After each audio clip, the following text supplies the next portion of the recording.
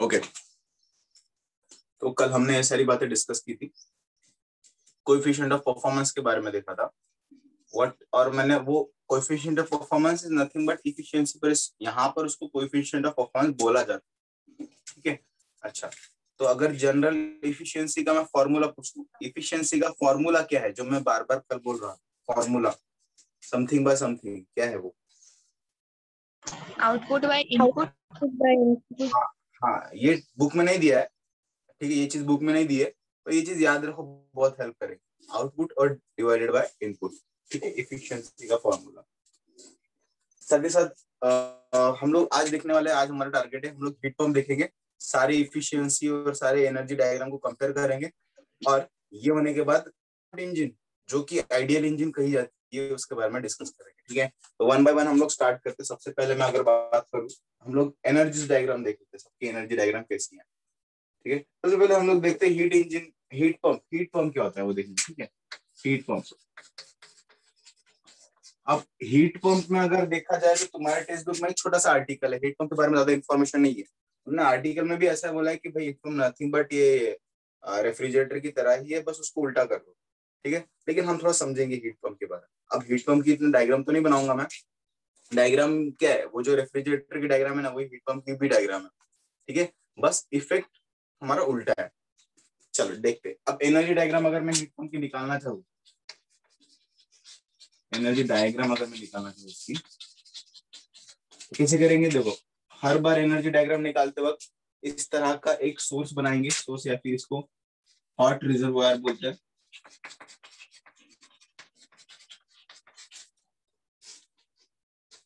अब चलो मैंने एरो नहीं दिया, इस तरह से बना लो, ये बना लो, इसको हम लोग बोलेंगे कोल्ड रिजर्वायर,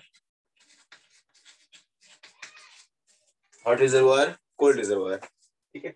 अब देखो हीट पंप, ये जो है same same principle, second law of thermodynamics पर काम करता है। अब सेकेंड लॉ क्या बोलता है कि from lower temperature to high temperature heat को लेके जाना पॉसिबल नहीं है, उसके लिए हमको वर्क देना पड़ता है। तो सिमिलरली हम लोगों ने वर्क दिया, ये मैंने दिया वर्क, वर्क देने के बाद ही वो lower temperature to high temperature heat जाएगी, तो हम लोग एरो देंगे अपवर्ड डायरेक्शन में, ठीक है। यहाँ का टेम्परेचर अगर बोला तो यहाँ का टेम्परेचर रहेगा TC, C stand for cold. यहाँ का टेम्परेचर अगर मैं बोलता हूँ तो ये रहेगा TH, H stand for hot.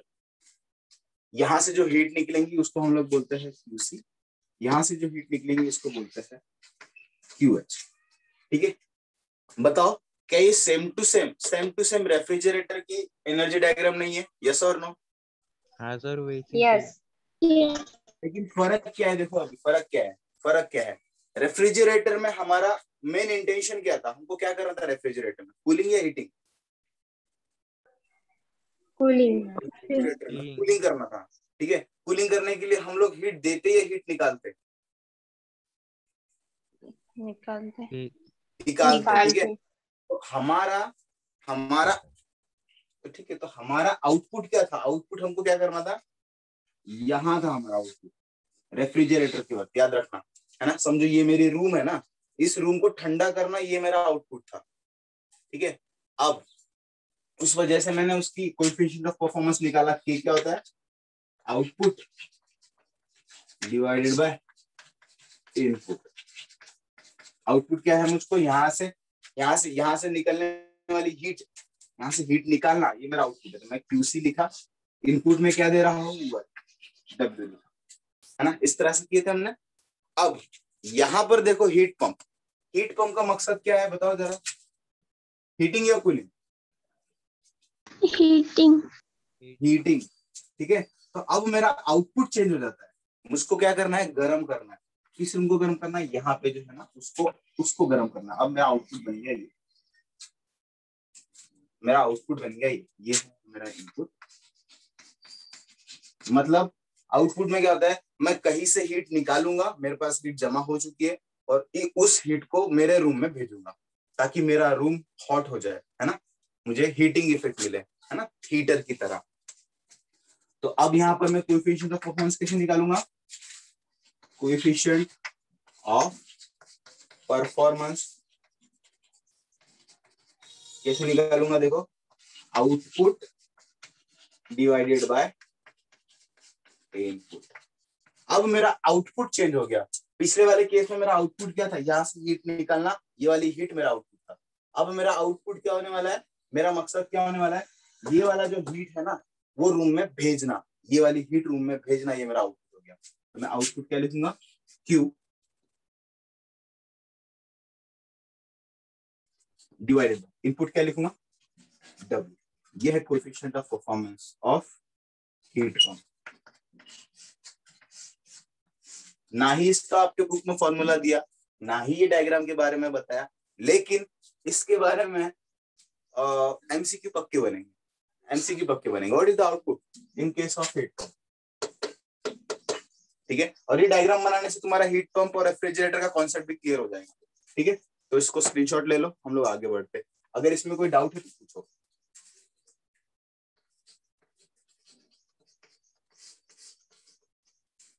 Doubt है, यस और नो? नहीं सर। स्क्रीनशॉट बनाओ, हम लोग आगे बढ़ते हैं। अब सारे सबके हम लोग क्या करेंगे, एनर्जी डायग्राम पर डिफरेंशिएट कर डालेंगे। समझ में आया हीट पंप क्या है, हमारा मकसद जैसा है उस तरह से मैं डिवाइस का यूज करता हूँ। उसको गर्मी हीटिंग इफेक्ट देना है तो मैं उस तरह से, मेरे काम की चीज क्या है, हीट जो बाहर जा रही है वो मेरे काम की चीज है, तो वो आउटपुट में लिखूंगा। हमको कूलिंग इफेक्ट देना है तो जो मैं हीट निकाल रहा हूँ वो मेरे काम की चीज है, ये ऐसा, ठीक है। ओके, इसको और अच्छे से लिख देते हैं यार, हम लोगों ने लिखा ही है। QH coefficient of performance of heat engine, KH is equals to QH upon W। क्या होता है, W क्या होता है, देखो W क्या होता है, यहाँ पे देखो जो आता है वो positive, QC positive, W positive, जो जाता है वो नेगेटिव, QH नेगेटिव। जो बचता है बीच में इंटरनल एनर्जी, साइक्लिक होने की वजह से ये जीरो लेता हूँ मैं, है ना, साइक्लिक होने की वजह से जीरो लेता हूँ, फर्स्ट लॉ लगाना। W क्या हो गया, QH माइनस QC। हाँ, यहाँ पे जीरो क्यों लिखा समझ में आया, यहाँ पे जीरो क्यों लिखा, एक्चुअली यहाँ पे DU लिखा जाता है इंटरनल एनर्जी, पर ये प्रोसेस साइक्लिक होने की वजह से मैंने जीरो लिया था, पिछले केस में भी सेम किया था, कंफ्यूज मत होना आप लोगों ने। QH माइनस QC यहाँ पे पुट कर देता हूँ, QH minus QC। This is the coefficient of performance of heat pump, ठीक है। अगर मैं coefficient of performance of refrigerator पूछूं तो यहाँ पे QH की जगह, यहाँ पे QH की जगह सिर्फ QC आता है, QH की जगह सिर्फ QC आता है। अब इसका नोट बना लो और अब हम लोग सबकी एनर्जी डायग्राम को कंपेयर करेंगे, हीट इंजन, रेफ्रिजरेटर, AC और हीट पंप।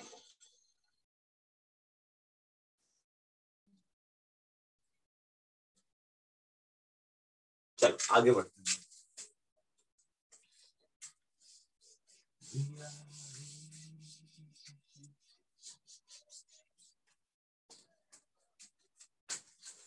अगर मैं इंजन की बात करूं, यहाँ पे हेडिंग डाल दूं, कंपैरिजन ऑफ एनर्जी डायग्राम।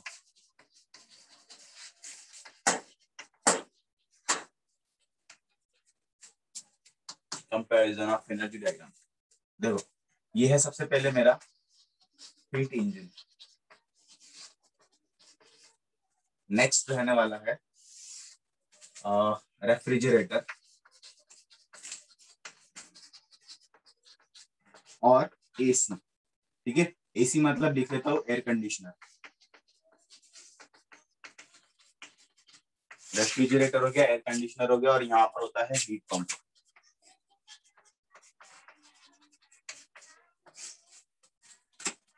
देखो हीट इंजन का मैं एनर्जी डायग्राम कैसे निकालता हूँ, एनर्जी डायग्राम निकालने के लिए सबसे पहले दो रिजर्वायर बना लो। सबसे पहले ये रिजर्वायर बनाए, एक लाइन बनाना है, बीच में बनाना है सर्कल, फिर एक रिजर्वायर की लाइन जोड़ना है, नीचे जोड़ देंगे हम नीचे, और एक रिजर्वायर, ये हो गया रिजर्वायर नंबर 1, रिजर्वायर नंबर 2। ऊपर वाला जो रिजर्वायर होता है उसको मैं हॉट रिजर्वायर बोलूं या कोल्ड रिजर्वायर बोलूं, हॉट बोलूं या कोल्ड बोलूं? हॉट। वाला जो होता है उसको बोलते हैं हम लोग हॉट रिजर्वायर, और उसका टेम्परेचर TC लिखूं या TH लिखूं? TH। हाँ, नीचे वाले को क्या बोलते हैं, हॉट रिजर्वायर या cold reservoir? Cold. Cold reservoir. Temperature क्या लिखूं, टीएच या टीसी? टीसी। टीसी, ठीक है। अब देखो, ठीक है, हमको इंजन में क्या होता है, इंजन में क्या होता है, देखो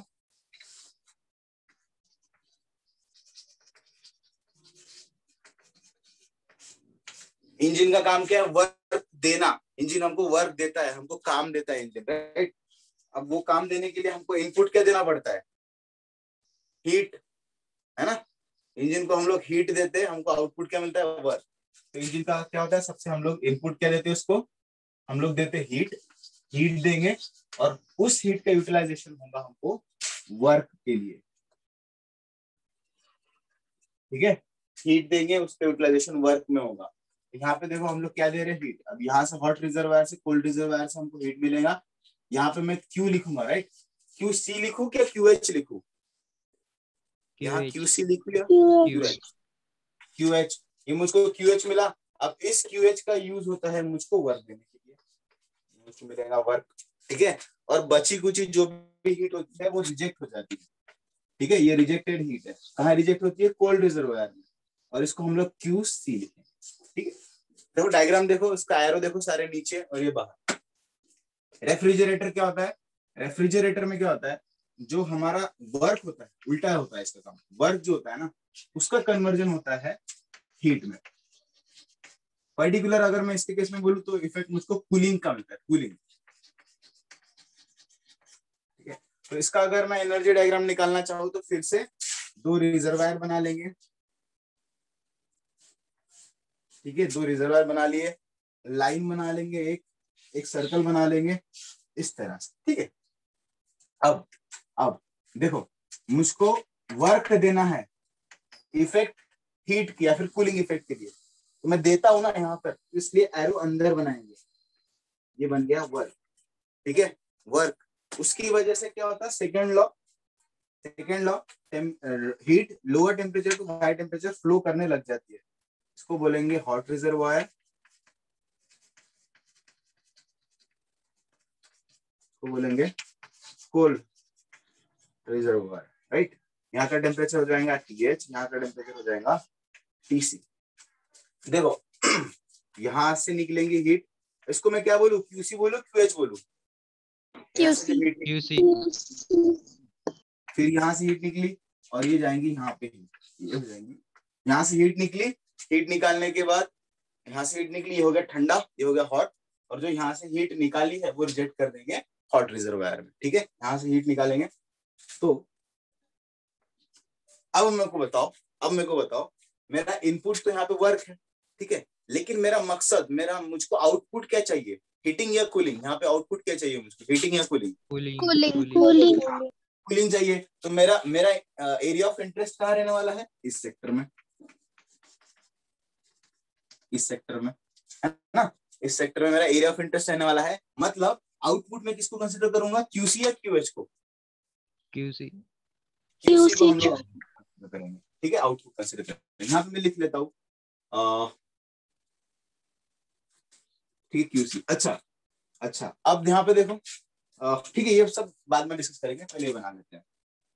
अब हीट पंप में भी सेम प्रिंसिपल है, वर्क देते हम लोग, वर्क देते, इसका उल्टा करते, हीट इंजन का वर्क देते, वर्क के जरिए हमको मिलता है हीट। और हीट यहाँ पे इफेक्ट क्या मिलता है हमको, हीटिंग इफेक्ट, ठीक है। कूलिंग इफेक्ट था पीछे, हमें मिलेगा हमको हीटिंग इफेक्ट। फिर से हमको अगर ड्रॉ करना है तो कैसे बनाएंगे, रिजर्वायर बनाओ एक, नीचे बनाओ एक रिजर्वायर, ये लाइन लो, सर्कल बनाओ, फिर से लाइन बनाओ। अब इसमें क्या होता है, हम लोग कह रहे थे वर्क, यहाँ पे भी हम लोग वर्क देंगे।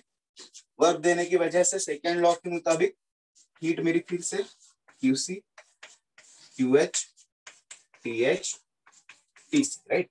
अब हीट पंप का काम क्या है, कूलिंग या हीटिंग? हीटिंग। है ना। हीटिंग मतलब हीट देना, हीट देना मतलब हीटिंग करना, मतलब यहाँ पे रूम रखी हुई है, उसको मैं नीचे अगर बर्नर से लगा दूं तो हीट देते हैं ना, ठीक है। अब मेरा एरिया ऑफ इंटरेस्ट कहाँ रहेगा, टीएच में या टीसी में? टीएच में। टीएच में, एक्चुअली टीएच में नहीं रहता है, एरिया ऑफ इंटरेस्ट रहता है क्यूएच में, एरिया ऑफ इंटरेस्ट रहता है। मेरा एरिया ऑफ इंटरेस्ट कहाँ पर है अभी, क्यूएच। ये कितनी हीट में दूंगा मैं, मेरा कैलकुलेशन, मेरा हर चीज रहेगा मैं कितनी हीट ज्यादा ज्यादा दे सकता हूँ। यहाँ पे मेरा एरिया ऑफ इंटरेस्ट क्या रहेगा, मैं कितनी हीट ज्यादा ज्यादा निकाल सकता हूँ। ठीक है, ये मेरा एरिया ऑफ इंटरेस्ट रहेगा। ठीक है, अब 1 बाय 1 बताओ। यहाँ पर इनपुट क्या है, इस चीज का इनपुट क्या है, हीट या वर्क? हीट। हीट। कौन सा वाला हीट, QH या QC? QH वाला। QH वाला इसका इनपुट है। इतना हीट इस पे जाती है, उससे उसकी वजह से उसको वर्क मिलता है और बची कुछ हीट बाहर निकलती है। याद करना, मैंने सिखाया था। ठीक है, तो इसका इनपुट क्या है, IP लिखता हूँ। इनपुट इसका क्या है QH, आउटपुट इसका क्या है वर्क। इसके जरिए हम लोग को एफिशिएंसी का formula direct output by input निकाल सकते हैं। यहाँ पर बताओ, हाँ चलो बताओ, इसमें मैं इनपुट क्या दे रहा हूँ, वर्क या हीट? वर्क। वर्क दे रहा हूँ। मैं बाहर से वर्क देने की वजह से ही ये उल्टा भाग रहा है ना, तो मेरा इनपुट क्या हो गया, वर्क। अच्छा, आउटपुट क्या चाहिए मुझको, TC। Cooling effect, right? Cooling effect में कौन सी वाली हीट लूं, ये वाली हीट लूं या ये वाली हीट लूं? QC। TC1। TC वाली। QC। QC। अच्छा यहाँ बात करो, यहाँ बात करो। हाँ, यहाँ पे मैं क्या दे रहा हूँ, इनपुट। इनपुट में क्या दे रहा हूँ, हीट दे रहा हूँ, वर्क दे रहा हूँ? वर्क दे रहे हो। वर्क। इनपुट लिख लेंगे हम लोग वर्क। अब आउटपुट क्या दे रहा हूँ, देखो आउटपुट क्या चाहिए मुझको, कूलिंग या हीटिंग? QH। हीटिंग। आउटपुट में लिखूंगा QH। ठीक है, इसके अकॉर्डिंगली तुम लोग इफिशियंसी बना सकते हो, इसके अकॉर्डिंगली तुम लोग इफिशियंसी बना सकते हो। और वर्क फाइंड करने के लिए यहाँ पर हमारा फर्स्ट लॉ लगाना है। वर्क फाइंड करने के लिए यहाँ पे फर्स्ट लॉ लगाना है। वर्क फाइंड करने के लिए यहाँ पे फर्स्ट लॉ लगाना है। वर्क सभी केस में W is equal to QH minus QC आता है। जब सभी केस में QH माइनस QC आता है फर्स्ट लॉ से, बस डिवाइड कर दो आउटपुट बाय इनपुट, हमको मिलती है इफिशियंसी। परसेंटेज इफिशियंसी अगर कोई पूछता है तो percentage efficiency output by input into 100 कर दो, परसेंटेज इफिशियंसी मिल जाती है। ठीक है, इसके लिए बोलेंगे इफिशियंसी, इसके लिए बोलेंगे कोएफिशिएंट ऑफ परफॉर्मेंस, इसके लिए बोलेंगे कोएफिशिएंट ऑफ परफॉर्मेंस। इसको बोलेंगे coefficient of performance of refrigerator, इसको बोलेंगे coefficient of performance of heat pump. That's all. ये बेसिक कॉन्सेप्ट, हीट का कन्वर्जन हम लोग वर्क में कर सकते हैं। ये बेसिक कन्वर्जन से आज हम लोग डेली डिवाइस यूज करते हैं, इंजन, रेफ्रिजरेटर और हीट पंप। ठीक है, तो इसका स्क्रीनशॉट बनाओ। Now we will talk about engine that is called as Carnot engine. Carnot engine के बारे में हम लोग बात करेंगे, इसका पहले स्क्रीनशॉट कर लो।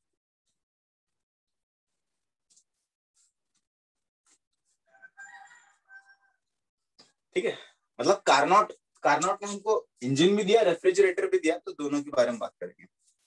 थैंक यू स्वराज, हो गया मुझे स्वराज। चलो क्लियर कर लेके अभी will talk about next heading is, next heading डालो कार्नोट इंजन।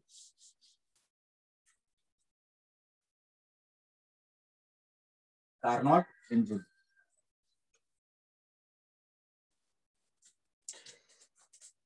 या फिर कार्नोट साइकिल डालो, देन विल बारी बारी से विल टॉक अबाउट कि इंजन क्या होता है। कार्नोट साइकिल डालो, कार्नोट साइकिल। ठीक है, कार्नोट साइकिल, कार्नोट साइकिल, ये साइकिल का नाम एक साइंटिस्ट के ऊपर से पड़ा जिसका नाम था कार्नोट। एक्चुअली कार्नोट का नाम था सादी कार्नोट, और बहुत ही यंग एज में इन्होंने हमको बता दिया कि इंजन की अगर मैक्सिमम एफिशिएंसी निकालनी है तो हमको क्या करना पड़ेगा। इस साइंटिस्ट ने हमको बताया अगर इंजन की मैक्सिमम एफिशिएंसी अगर निकालनी है तो हमको क्या करना पड़ेगा। हो क्या रहा था, कार्नोट की एज तो मेरे ख्याल से 2022 था, आपके मेरे एज का होगा वो कार्नोट। ठीक है, उसी एज में उन्होंने हमको 2022 या फिर थोड़ा ज्यादा एज के इसमें उन्होंने हमको बता दिया कि इंजन की मैक्सिमम एफिशिएंसी क्या हो सकती है। और ये बताने के लिए उन्होंने सिर्फ 3 पेज का एक रिसर्च पेपर लिखा था उन्होंने 3 पेज का। उससे हमको पता चल गया कि भाई इंजन की मैक्सिमम एफिशिएंसी कैसे निकाल सकते हैं। चलो, और उसके बाद कुछ ऐसे उनके जिंदगी में हादसे हुए कि एट द एज ऑफ 36 उनका देहांत भी हो गया। लेकिन आफ्टर डेथ ऑफ कार्नोट लोगों ने फिर से उसके जो रिसर्च पेपर थे उसको फिर से इवेल्युएट किया और पता चला कि this is the best technique, ये सबसे बेस्ट टेक्निक है हमको इंजन की मैक्सिमम एफिशिएंसी निकालने के लिए। ठीक है, तो उनका रिकॉग्नाइजेशन इनकी डेथ के बाद मिला कार्नोट। तो ये सारी बातें थी। अब जब लोग सोच रहे थे कि भाई हम मुझको इफिशियंसी अगर निकालनी, अगर मुझको किसी इंजन की इफिशियंसी बढ़ानी है तो मुझको क्या करना पड़ेगा, तो लोग अलग अलग एडवाइस दे रहे थे, भाई तुम एक काम करो, तुम्हारे इंजन का जो सिलेंडर है ना उसका बड़ा बना दो, है ना, तुम्हारे इंजन का जो सिलेंडर है उसको बड़ा बना दो, या फिर पिस्टन को बड़ा बना दो, या फिर एक काम करो तुम अलग अलग वर्किंग सब्सटेंस यूज करके देखो, पेट्रोल यूज करो, डीजल यूज करो, अलग अलग सब्सटेंस यूज करो, उससे हमारी इफिशियंसी बढ़ जाएगी। इफिशियंसी बढ़ाने का मतलब पहले समझो, what is efficiency? Efficiency is output divided by input.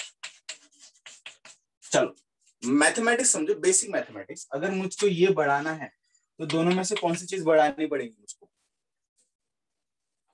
Output बढ़ाना पड़ेगा या इनपुट बढ़ाना पड़ेगा? आउटपुट। आउटपुट मुझको जो बाहर मिल रहा है आउटपुट, उसको बढ़ा दूं तो मेरे इंजन की एफिशिएंसी बढ़ जाएगी, है ना। आउटपुट क्या होता है? वर्क। मुझको ज्यादा वर्क मिलने को ना, ये तो मेरा पुश है, ठीक है। या फिर ये एक टर्म है, ये वाला एक टर्म है, दोनों में से मैं कौन सा टर्म घटाऊंगा, कम करूंगा तो मेरी इफिशियंसी बढ़ेगी? चलो ये बताओ। इनपुट। मतलब इनपुट कम कर दूंगा तो मेरी इफिशियंसी बढ़ जाएगी,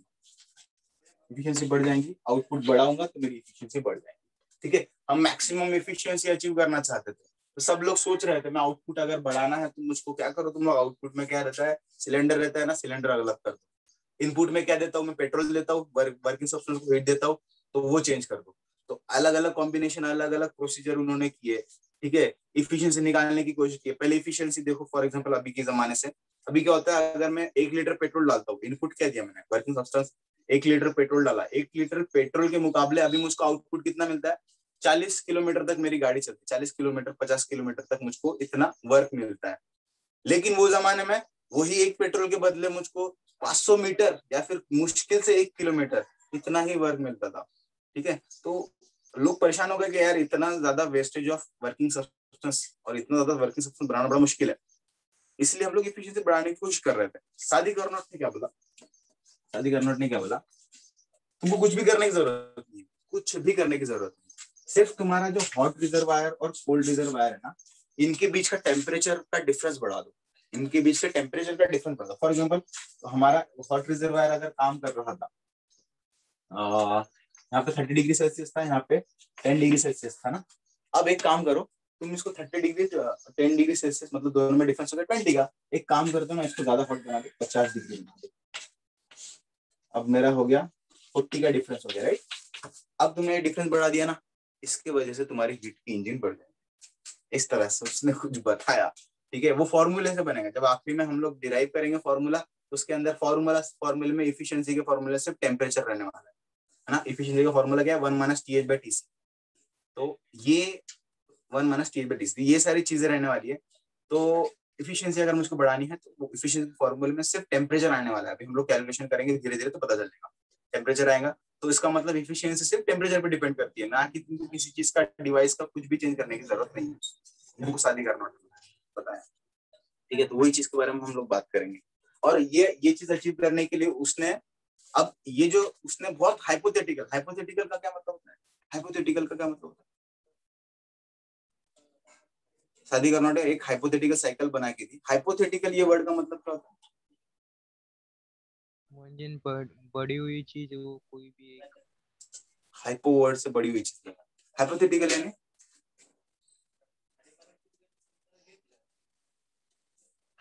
यानी जो होती नहीं है, इमेजिनेशन वाली।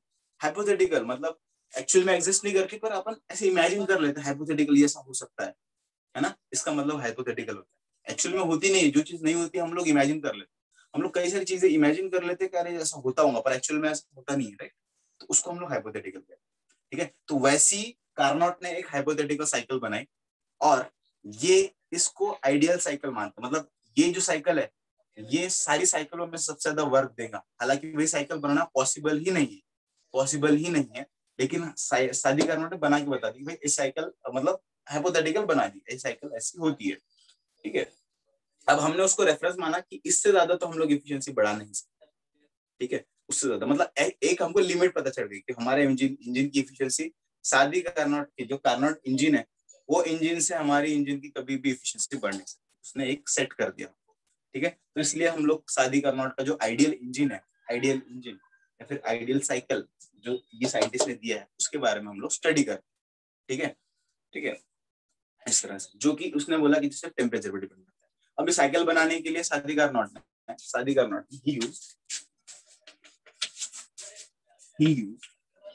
कार्नोट यूज क्या क्या यूज किया उसने, टू रिवर्सिबल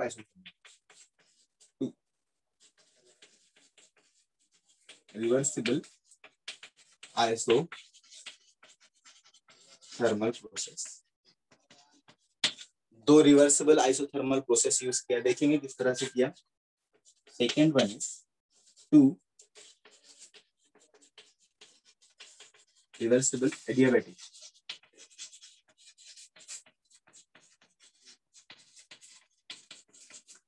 दो रिवर्सिबल आइसोथर्मल प्रोसेस यूज किया और 2 रिवर्सिबल एडियाबैटिक प्रोसेस यूज किया। इसके पहले मैंने जो हीट इंजन सिखाया था उसके अंदर भी 2 आइसोथर्मल प्रोसेस थे, याद करो, और 2 आइसो मतलब कांस्टेंट प्रेशर प्रोसेस थे 2, और 2 आइसोथर्मल। यहाँ पे कांस्टेंट प्रेशर की जगह एडियाबैटिक प्रोसेस यूज करो बोला, मतलब हीट आने को नहीं होना उस समय के लिए, ठीक है, ये प्रोसेस का यूज किया। यहाँ पर एक वर्ड बहुत इंपॉर्टेंट है, रिवर्सिबल।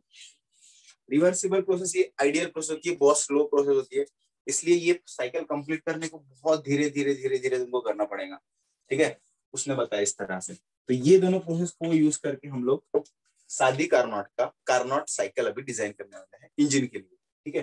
तो ये सारी बातें दिमाग में रखो। पहली बात, उनका नाम शादी कार्नोट था, ठीक है, शादी कार्नोट याद रखो ये नाम उनका। सेकेंड, उन्होंने सेकेंड पॉइंट ये, उन्होंने ही used 2 reversible isothermal process and 2 reversible adiabatic process, ठीक है। बाकी ये एक्स्ट्रा चीज आपको लिखने की जरूरत नहीं, ठीक है। और एक बात लिख लो, और एक बात लिख लेते हैं हम लोग, और एक बात लिख लेते हैं। He said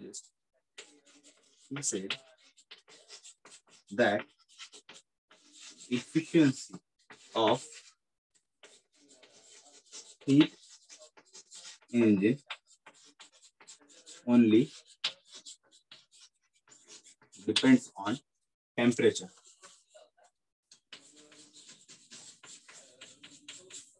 ठीक, चल इसको बनाओ स्क्रीनशॉट।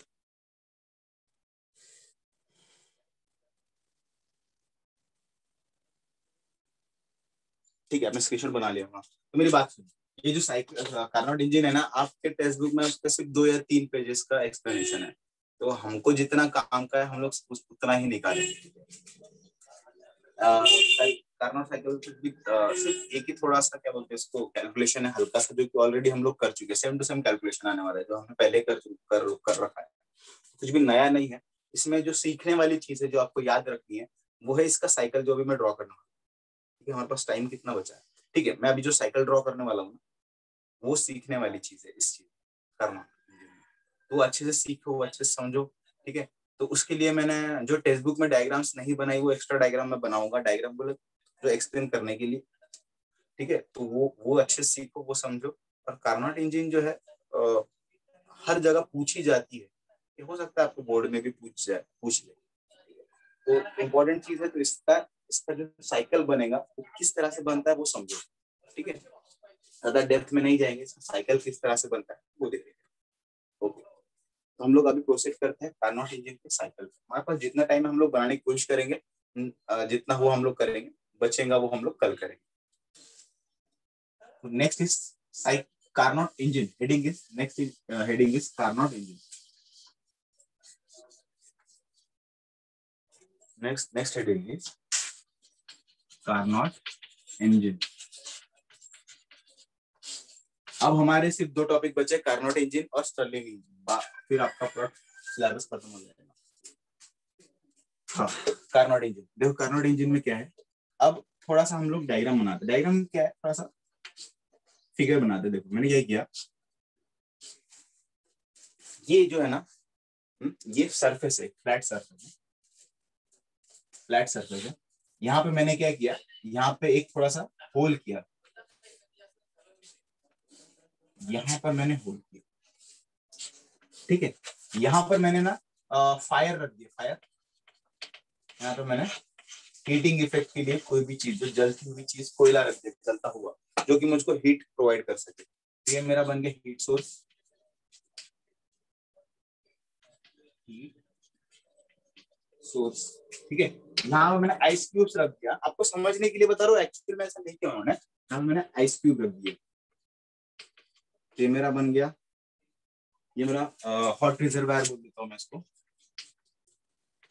रिजर्वायर। ये मेरा बन जाएगा कोल्ड रिजर्वायर, ये मेरा बन गया कोल्ड रिजर्वायर, राइट। अब मैंने क्या किया, पिस्टन सिलेंडर अरेंजमेंट किया मेरा, ये मेरा है पिस्टन सिलेंडर अरेंजमेंट। इस तरह से मैं बाहर पहले बनाता हूँ, इस तरह से मेरा ये है पिस्टन सिलेंडर अरेंजमेंट, और ये जो है वो घूमने वाले सर्कल पे लगा हुआ है, तो मेरा पिस्टन सिलेंडर अरेंजमेंट है। सबसे पहले मैं क्या करता हूँ, सबसे पहले मैं क्या करता हूँ, मेरा पिस्टन सिलेंडर अरेंजमेंट जो है ना, मैं यहाँ पुट करता हूँ, ठीक है। ये अभी इनिशियली समझो ये पोजीशन पर है, इनिशियली मेरा ये पोजीशन पर है, और इसके अंदर मैं भरता हूँ गैस। के डायग्राम बहुत छोटी हो रही है क्या, आपको डायग्राम दिख रही है क्लियरली? डायग्राम क्लियर है क्या? हाँ सर। हाँ चलो, हाँ चलो, ये है पिस्टन सिलेंडर अरेंजमेंट, ध्यान से देखना, ध्यान से देखना। ये है पिस्टन सिलेंडर अरेंजमेंट, इसके अंदर भरी हुई है गैस। अब ये है मेरा, मैंने इसके अंदर हॉट रिजर्वायर की तरह कुछ तो भी नीचे कोयला जला के रखा है।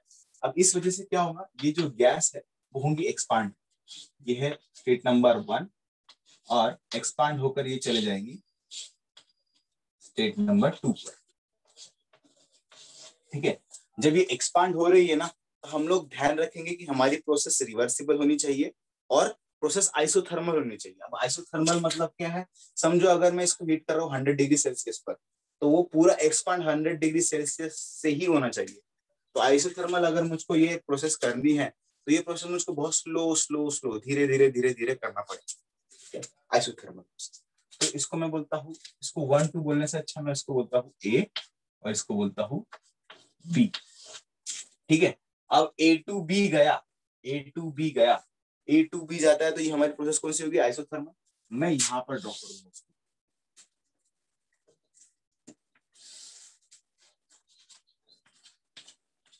मैं यहाँ ड्रॉ करता हूँ, ये आइसोथर्मल प्रोसेस। तो मुझको बताओ जरा, आइसोथर्मल प्रोसेस में डायग्राम कौन से ड्रॉ करूँ, ऐसी ड्रॉ करते हैं, ऐसी ड्रॉ करते हैं, ऐसी ड्रॉ करते हैं, 1 2 3। ऑप्शन नंबर 1 2 3 आइसोथर्मल अगर प्रोसेस रहेंगे तो पीवी कर्व पर मैं किस तरह की, हाँ, you are at the end of this session, आपको अब ये आंसर बताते आना चाहिए। मैं किस तरह की, ये स्ट्रेट लाइन है, हॉरिजॉन्टल, ये वर्टिकल, और ये कर्व। तो आइसोथर्मल प्रोसेस के लिए 1 2 3 तीनों में से कौन सी डायग्राम मैंने ड्रॉ करनी चाहिए? फर्स्ट वाली। फर्स्ट वेरी वाली। गुड, ठीक है। आप घर के, चुल्लू भर पानी सेंड करता हूँ मैं आप सब लोगों को। अबे आइसोथर्मल है ना? थर्ड वाली। थर्ड वाली। ओके, चुल्लू भर पानी कैंसल। Third second sir. वाली, अरे मेरे भाई, हे भगवान, उठा ले। अरे मेरे भाई, सेकेंड वाली मतलब यार, इस तरह की अगर मैं डायग्राम बनाता हूँ ना, तो that will be, Swaraj wrong हो गया यार, तू रॉन्ग हो गया। इस तरह की अगर मैं डायग्राम बनाता हूँ तो मेरा कांस्टेंट वॉल्यूम मिलेगा। कांस्टेंट वॉल्यूम प्रोसेस में आइसोकोरिक प्रोसेस बोलते हैं। अगर मैं इस तरह से स्ट्रेट लाइन बनाता हूँ ना, ये मुझको कांस्टेंट प्रेशर देगा। इस तरह के प्रेशर को मैं बोलता हूँ आइसोबारिक प्रोसेस। यार तुम लोग बहुत डिसअपॉइंट कर रहे हो, हाँ? पता नहीं, शायद मेरा ही दोष है, मैंने नहीं सिखाया फिर ढंग से आपको इतना। ये जो प्रोसेस होती है ना आइसोथर्मल, आइसोथर्मल प्रोसेस कैसे ड्रॉ करेंगे हम, इस तरह से ड्रॉ, ऐसी कुछ, ठीक है। तो from A to B, A to B हमारी प्रोसेस होने वाली है आइसोथर्मल। ओके, थोड़ा छोटा बना, ठीक है। अब यहां से हो गया, ये मेरा पिस्टन उठाकर, मैं इसको उठाकर मैं अभी बीच में रख देता हूँ। कहाँ रख रहा हूँ, बीच में। देखो बीच में कैसे रखूंगा,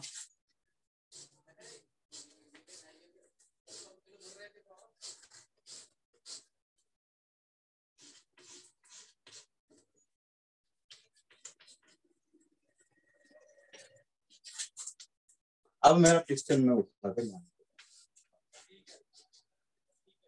ठीक है, ये ऑलरेडी एक्सपांड। अब यहाँ पे लाने के बाद क्या होता है, यहाँ पे लाने के बाद क्या होता है, देखो अब ये पोजीशन नंबर बी पर है ना, this is on position number B. ये खुद ब खुद अब यहाँ पे लाने के बाद मुझको बताओ, क्या वो कोई हीट गेन करेगा, यस और नो, या हीट लूज करेगा? नो। हमने क्या किया है, मैं इस तरह से प्रोविजन बना के रखा है कि मैं अगर इसको उठाकर यहाँ रखता हूँ ना, तो मेरा जो ये जो है पिस्टन सिलेंडर अरेंजमेंट किसी भी तरह की ना हीट गेन करेगा ना हीट लॉस करेगा। अब क्या होता है, फ्रॉम बी टू सी ये खुद ब खुद, अब इसके अंदर हीट एनर्जी आ चुकी है ना, वो हीट एनर्जी क्या करती है, अपने आप इसको एक्सपांड करती है, अपने आप, अपने आप। ये हो गया C to B to C, B to C extra expansion है। B to C extra expansion होने की वजह से इस प्रोसेस को हम लोग कहते हैं, अब यहाँ पे हीट एब्जॉर्ब नहीं हो रहा है, हीट एब्जॉर्ब नहीं हो रहा है। अगर हीट एब्जॉर्ब नहीं हो रहा है तो उसकी उस तरह के प्रोसेस को हम लोग कहते हैं एडियाबैटिक प्रोसेस, पहली बात। और वो एक्सपांड हो रहा है तो इस प्रोसेस को हम लोग बोलेंगे एडियाबैटिक एक्सपांशन प्रोसेस, बिना हीट दिए वो एक्सपांड हो रहा है। तो एडियाबैटिक एक्सपांशन प्रोसेस में भी हम लोग, अब एडियाबैटिक जो प्रोसेस आती है ना, उसमें भी इसी तरह का एक कर्व बनाते हैं, याद रखना। एडियाबैटिक प्रोसेस में भी कर्व आता है, थर्मल प्रोसेस में भी कर्व आता है, आइसोबारिक आइसोकोरिक में स्ट्रेट लाइन और वर्टिकल लाइन आती है, ठीक है, इस तरह से ध्यान देना। अब ये आइसो कुछ है, ये प्रोसेस है आइसो, ये है एडियाबैटिक प्रोसेस। तो बी टू सी में बनाऊंगा, ए बी बी टू सी में बनाऊंगा। देखो इस तरह का मैंने कर्व बनाया, इस तरह का मैंने कर्व बनाया। इस प्रोसेस को मैं बोलता हूँ, इस प्रोसेस को मैं बोलता हूँ एडियाबैटिक प्रोसेस, ठीक है, B to C. Okay, B to C यहाँ पे आ गया। अब क्या होता है, देखो हमारे पास टाइम कितना बचा है।